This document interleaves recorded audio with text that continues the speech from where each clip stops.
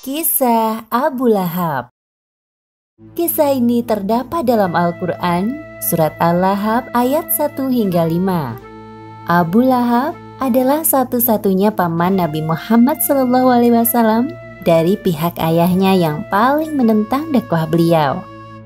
Abu Lahab adalah julukan yang melekat pada Abdul Uzza, nama sebenarnya. Ia dipanggil Abu Lahab karena wajahnya yang merah menyala seperti api saat marah. Sedangkan istrinya bernama Ummu Jamil. Sepasang suami istri itu hidup serba berkecukupan dengan harta benda yang mereka usahakan. Pada tanggal 22 April 571 Masehi di Mekah, lahirlah bayi laki-laki tampan yang disambut gembira oleh semua keluarga Abdul Muthalib, termasuk pamannya, Abu Lahab.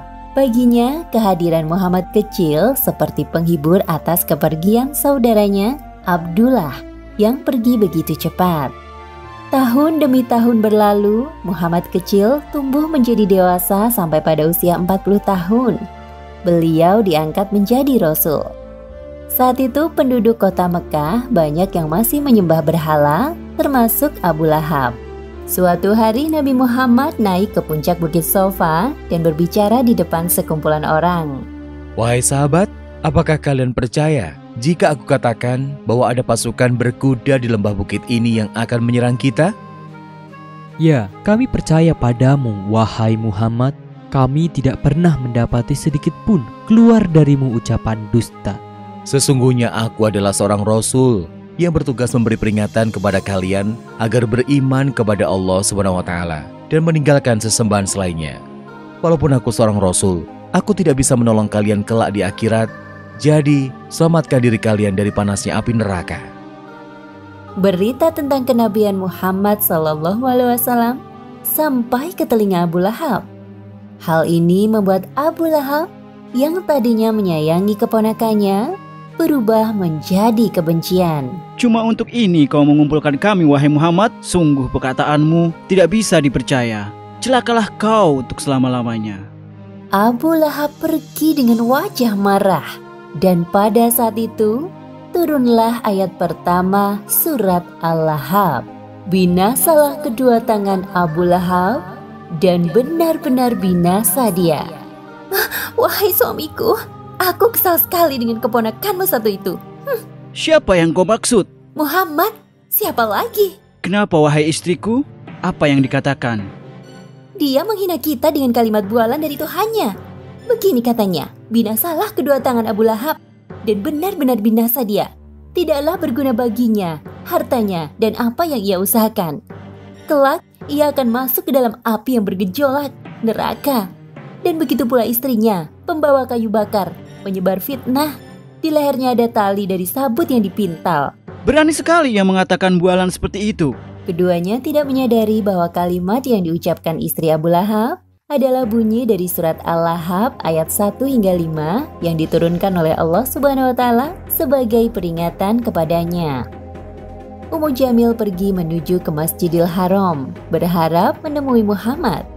Namun yang dilihatnya hanya Abu Bakar sedang duduk di halaman seorang diri. Wahai Abu Bakar, di manakah Muhammad? Dia telah menghina aku dan suamiku dengan bualannya. Kalau aku bertemu dengannya, akan aku pukul wajahnya dengan batu ini. Abu Bakar hanya diam. Dalam hati dia bingung mendengar ucapan Ummu Jamil, padahal jelas-jelas Nabi duduk di sampingnya. Karena kau hanya diam, aku anggap kau tidak tahu di mana Muhammad. Kemudian Ummu Jamil meninggalkan tempat itu dengan penuh amarah. Wahai Nabi, tidaklah engkau mengira dia melihatmu? Dia tidak melihatku. Allah telah menutup pandangannya dariku. Subhanallah. Setiap hari Ummu Jamil menyebarkan fitnah tentang Nabi kepada para tetangganya. Bahkan ia juga sempat mencelakai Nabi. Seperti yang disebutkan dalam surat Al-Lahab ayat 3 hingga 5. Kelak ia, Abu Lahab, akan masuk ke dalam api yang bergejolak, neraka. Dan begitu pula istrinya, pembawa kayu bakar, penyebar fitnah. Di lehernya ada tali dari sabut yang dipintal. Sesuai dengan adat masyarakat Arab zaman dahulu, yaitu menikahkan anak-anak antar keluarga, seperti dua putra Abu Lahab yang dinikahkan dengan dua putri Nabi, yaitu Ruqayyah dan Ummu Kulsum.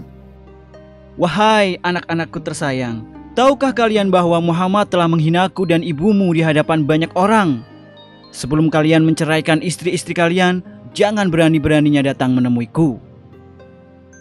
Kebencian Abu Lahab kepada Nabi Muhammad semakin menjadi-jadi. Ia mulai mengumpulkan orang-orang dan menyusun strategi perang. Namun disebabkan usia yang semakin tua dan tubuh yang lemah, Abu Lahab tidak ikut serta dalam peperangan. Abu Lahab berjalan-jalan di sekitar rumahnya dan bertemu dengan Ummu Fadl, istri Abbas. Istri Abbas sedang bersama budaknya. Wahai Abu Lahab, kenapa kau tak ikut perang untuk membela Tuhanmu, Lata dan Uzza? Untuk apa aku turun ke medan perang? Cukup hartaku yang menggantikanku. Lagi pula, aku sudah terlalu tua untuk ikut berperang. Di tengah pembicaraan mereka, lewat beberapa laki-laki yang pulang dari medan perang. Bagaimana hasilnya perang? Apakah kita menang? Kita kalah, wahai Abu Lahab. Jumlah kaum muslimin memang lebih sedikit dari kita. Namun, mereka dibantu oleh pasukan perkasa berbaju putih yang sangat hebat dalam berperang. Apalagi banyak dari kaum kita yang menjadi tawanan mereka. Apa? Itu pasti malaikat yang dikirim Allah untuk membantu kaum muslimin. Diam kau budak! Abu Lahab mengambil kayu untuk memukul budak laki-laki itu tanpa henti.